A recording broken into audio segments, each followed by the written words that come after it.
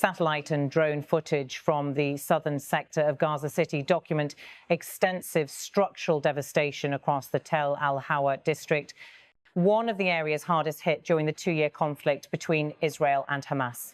The newly released imagery, filmed in early November 2025, provides verified visual evidence of the scale of urban destruction preceding the US-brokered ceasefire that took effect on October 10. From the first frames, rows of concrete shells stretch toward the horizon.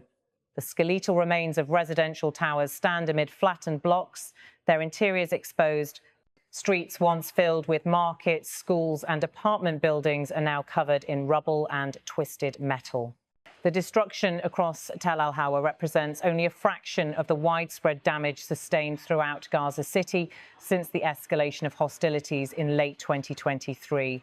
According to United Nations data, more than half of Gaza's housing stock was either damaged or destroyed during the conflict, displacing hundreds of thousands of residents. After months of negotiations and regional mediation, a US-brokered ceasefire took effect on the 10th of October 2025. The truce brought an end to the fighting that had devastated Gaza and left large areas of the enclave uninhabitable.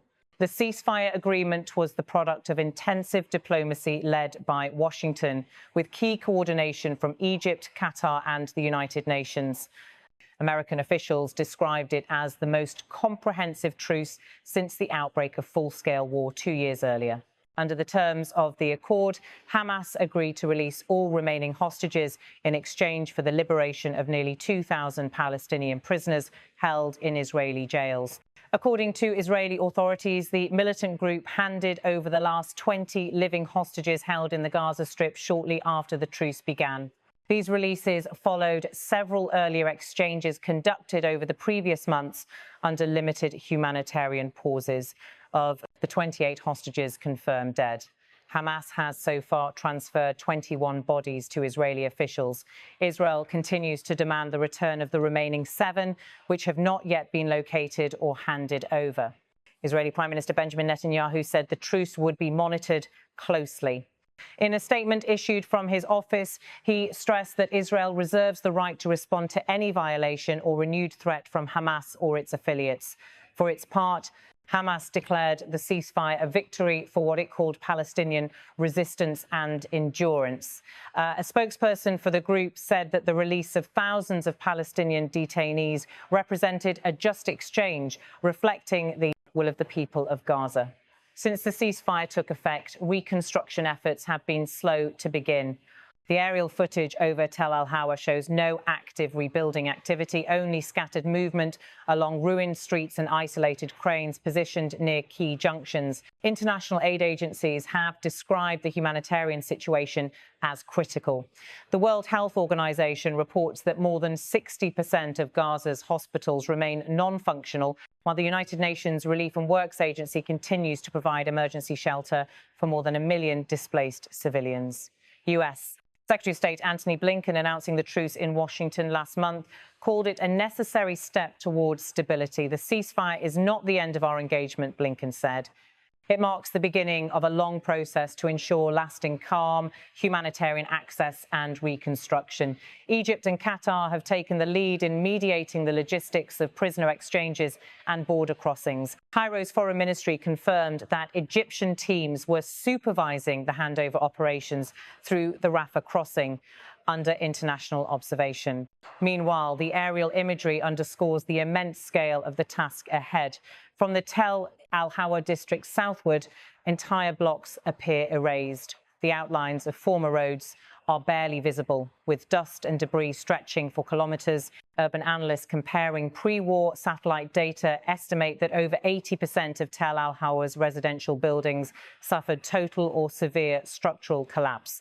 What remains are fractured columns, roofless shells, and piles of grey concrete stacked in uneven mounds. The neighbourhood, one of Gaza City's most modern areas before the war, housed several hospitals, schools and media offices. All now stand damaged or completely destroyed. The conflict that reduced Gaza to ruins began nearly 2 years earlier, following a series of attacks that reignited long-standing hostilities. In response, Israel launched a sustained military campaign targeting Hamas positions across the territory, including command centers and tunnel networks. The war soon expanded into densely populated zones with airstrikes and artillery bombardments, leaving widespread civilian casualties. Human rights organizations repeatedly called for de-escalation, citing disproportionate impact on non-combatants. By the time of the truce, the Palestinian Health Ministry reported tens of thousands of deaths, with thousands more missing beneath the rubble. Israeli authorities in turn documented hundreds of fatalities from rocket fire and ground assaults during the early phases of the war. The United Nations Security Council convened multiple sessions over the two-year period, but failed to secure a binding ceasefire until US mediation intensified in mid-2025. The final agreement required weeks of indirect talks between Israeli and Hamas representatives in Doha and Cairo. Regional reactions have been mixed. Jordan and Saudi Arabia welcomed the truce, urging both sides to maintain calm and prioritize humanitarian aid. The European Union called it a critical opportunity to stabilize the region, but warned that without a political process, the cycle of violence could resume. On the ground, however, the devastation remains overwhelming. Drone images reveal block after block of pulverized structures.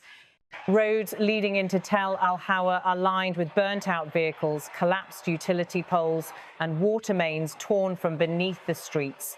Residents who have returned to inspect their homes often find only fragments, a doorway, a single wall, or a staircase leading nowhere. United Nations engineers assessing the damage say the cost of reconstruction across Gaza may exceed $30 billion. Power and water infrastructure will require complete rebuilding, while communication networks remain offline in many districts. Israel has said it will not oppose humanitarian reconstruction, but insists that all aid operations must be verified to prevent the rearming of militant groups. Defense officials in Tel Aviv stated that reconstruction cannot become an avenue for Hamas to rebuild its military capabilities.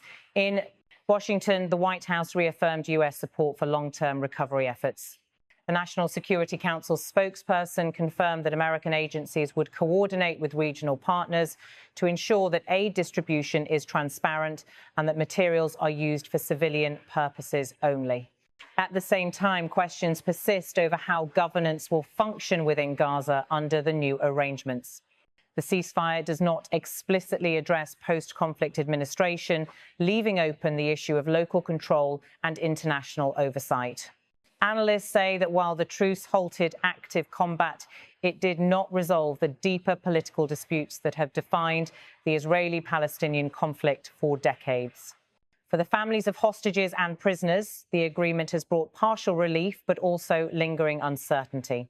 In Israel, relatives of those still missing have continued to stage demonstrations, urging the government to secure the return of the last bodies. In Gaza, many families are still searching for loved ones among the ruins. Civil defense teams, supported by limited international assistance, continue excavation operations in heavily bombed areas, including Tel al-Hawa, Shuja'iyya and Zaytun. The footage recorded on November 4 shows uniform patterns of destruction, residential blocks reduced to skeletal frames, corridors of debris stretching across entire districts, and only a handful of intact buildings standing amid the devastation. Despite the ceasefire, access to Gaza remains heavily restricted. Humanitarian convoys operate under coordinated entry mechanisms through Rafah and Kerem Shalom crossings, subject to Israeli inspection and Egyptian facilitation. Fuel shortages continue to limit electricity generation, forcing hospitals to rely on temporary solar systems and generators. Food and water supplies remain scarce, prompting warnings from aid groups about potential health crises. UN Special Coordinator Tor Wensland said in a recent briefing that the humanitarian conditions in Gaza remain dire. The ceasefire must be consolidated with immediate and sustained assistance. Across Israel and the Palestinian territories, the truce has prompted cautious optimism but little celebration. Both sides describe the agreement as fragile, dependent on mutual restraint and ongoing international monitoring. For residents of Tel al-Hawa, the scars of war are visible from every angle. The aerial images show a once bustling urban centre transformed into a grid of destruction, concrete dust replacing streets, silence replacing life.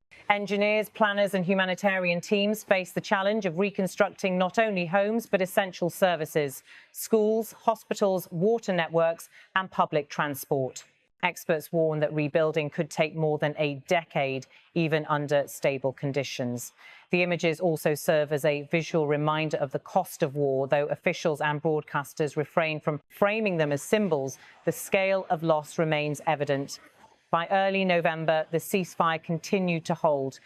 There have been no major reports of renewed hostilities, though minor incidents near border areas have been monitored by UN observers. International discussions are now turning toward a long-term political framework aimed at preventing further escalation. US and European diplomats have signalled plans for renewed talks involving regional partners to address Gaza's reconstruction and governance. As the drone camera pulls back, the full scope of Tel al-Hawa's destruction comes into view. Rows of collapsed buildings stretching toward the horizon, grey dust covering every surface, and the faint outlines of roads that once connected neighbourhoods now erased. The footage captures a city emerging from war, not yet rebuilt, not yet stable, but momentarily silent under a fragile peace. The ceasefire between Israel and Hamas remains in place, the final phase of prisoner exchanges has concluded and reconstruction planning has begun. After 2 years of conflict, Gaza stands at the threshold of recovery, its future uncertain, its landscape marked by devastation, and its people facing the immense task of rebuilding their lives from the ruins.